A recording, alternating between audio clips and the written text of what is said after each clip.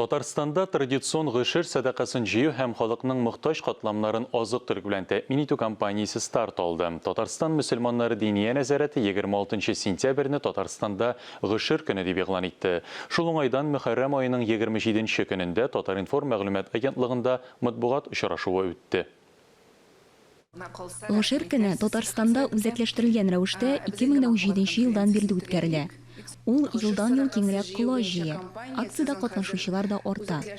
2017 елда 160 тонна, 2018 елда 600 тонна, 2019 елда 1110 тоннага якын гышыр садакасы җыеп таратылган.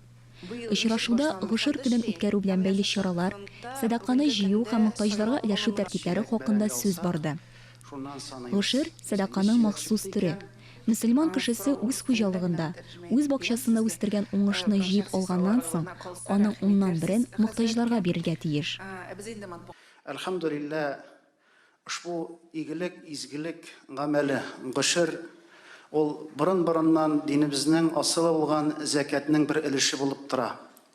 Һәм инде халкыбызга һәрвакыт якын булган, ягъни гышыр сүзе, ягъни 10-нан 1 дип атала. Һәм инде мөфтиятебез Аллага шөкер бу гамәлгә бик диккать белән карый. Чөнки Пәйгамбәрбез саллаллаһу алейхи ва саллям дин ислам 5 нәрсәгә нигезләнгән, шуның бер баганасы зәкат дип әйтте. Шул кардәшләребезнең, милләттәшләребезнең исләренә салып, Алла Раббыбызның аяты да без сезләргә җирләрдән үстергән нигъмәтләрдән дә өлешләрегезне чыгарыгыз. Кәсіп еткән хәләл малларыгыздан да өлешләрегезне чыгарыгыз, эй иманлы бәндәләр дип Аллаһ Тәгалә мөрәҗәгать итте. Республикадагы барлык мәчетләр, мәдрәсәләр гышырны кабул итеп алырга һәм таратырга әзер. Бу эшкә беренчеләрдән булып Балташ, Балык Бистәсе, Чистай, Кукмара, Бөгелмә районнары кереште инде. Һәр елдагыча җиләк-җимеш, төрле яшелчәләр, бәрәңге, кәбестә, аш чигендере, кишер, кабак, суган, алма, слива, шулай ук кыш өчен кайнаткан һәм тозланган әйберләр кабул ителә. Азык-төлек җыелмаларын аз кремле, мохтаҗ кешеләргә тапшыру оештырыла. Җәйләре матур булды. Бер авыру белән кыенлык мәшәкатьләре булса да, вакытында яңгыры да яуды, вакытында кояшы да чыкты, Аллага шөкер. Бакчаларыбызда, басу кырларыбызда, Аллага шөкер, игеннәрне дә Аллаһ Раббыбыз насыйп итте. Шуңа иманлы бәндә Allah Rabbimizning sözünü iske alıp, "Валейн шакартум ла азиданнакум", әгәр дә шөкранә кылсагыз, арттырып бирәмен ди Раббыбыз Аллаһ. Ушбу нигъмәтләргә шөкранә кылып, бу Раббыбыз Аллаһның рәхмәте бит дип сөенә, мохтаҗларга, мискиннәргә, тиешле булган мәчет мәдрәсәләргә өлешләребезне чыгарабыз. Казанда гышыр садакасын нәзарәт карамагындагы Закат хәйрия фонды җыя. Фондта 1000-нән артык мохтаҗ гаилә исәптә тора. Аларның барысына да күп балалы, тулы булмаган, аз кремле, авыру балалар тәрбияләүче гаиләләр гышыр садакасы өләшенә.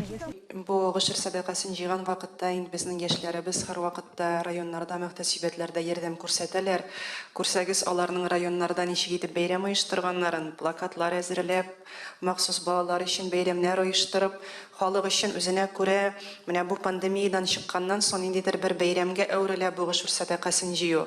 Шуңа күрә менә шулай җайлап кына матур итеп, баласын да, өлкән яшьтәгесен дә, урта буыннарны да шулай безнең районнарыбыз бүгенге көндә гышырга, зәкаткә, садака мәсьәләләренә җәлеп итәләр. Бу миңа калса шулай ук бик зур эш, күркәм күренеш һәм телисе килә дәвамлы булса иде дип. Әлеге исемлектә булмаган, ләкин гышыр җыелмаларына мохтаҗ кешеләр пенсия фондыннан кремнәр турында белешмә алып, 843 225 33 22 телефоны буенча шалтыратып, фондка мөрәҗәгать итә ала. Гышыр алып килергә теләүчеләр шушы ук номерга шалтыратып, сорауларын бирергә мөмкин.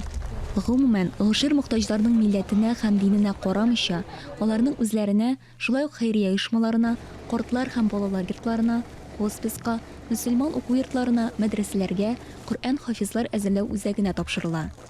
Айзилә Батырханова, Татарстан яңалыклары.